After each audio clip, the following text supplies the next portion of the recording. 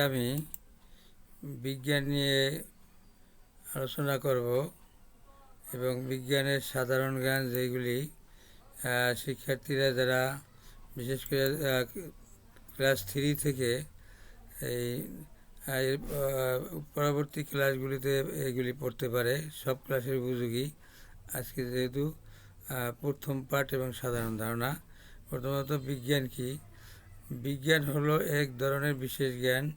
বিতে বিশেষ জ্ঞানে জ্ঞান, বি হলো বাংলা ব্যাকরণের উপসর্গ।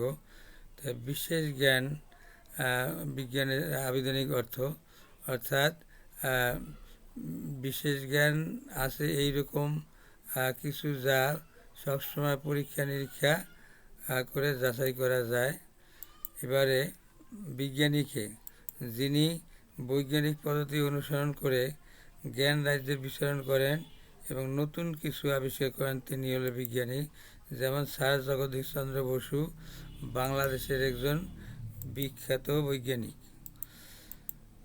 এরপরে প্রযুক্তি হলো বিজ্ঞানের জ্ঞানটুকু মানুষের কল্যাণে কাজে লাগানোই আসলে প্রযুক্তি। এছাড়াও বাস্তব উদ্দেশ্যে বৈজ্ঞানিক জ্ঞানের প্রয়োগই হলো প্রযুক্তি দ্বারা আমরা অনেক কঠিন কাজকে সহজ করতে পারি।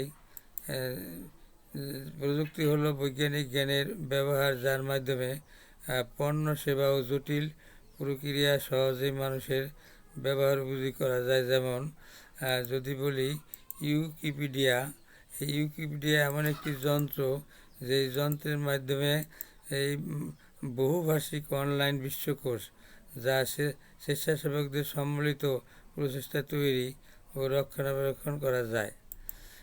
এরপরে প্রিন্টেড অর্গান। এই প্রিন্টেড অর্গান অত্যাধুনিক একটি প্রযুক্তির ফসল। এই প্রিন্টেড অর্গান হলো একটি নতুন প্রযুক্তি যা জীবন্ত কোষ, প্রোটিন এবং পুষ্টি ব্যবহার করে 3D প্রিন্টিং পদ্ধতির মাধ্যমে মানব অঙ্গ তৈরি করে। এই পদ্ধতির মূল লক্ষ্য হলো অঙ্গ প্রতিস্থাপনের জন্য ডোনারের অঙ্গের অভাব পূরণ করা।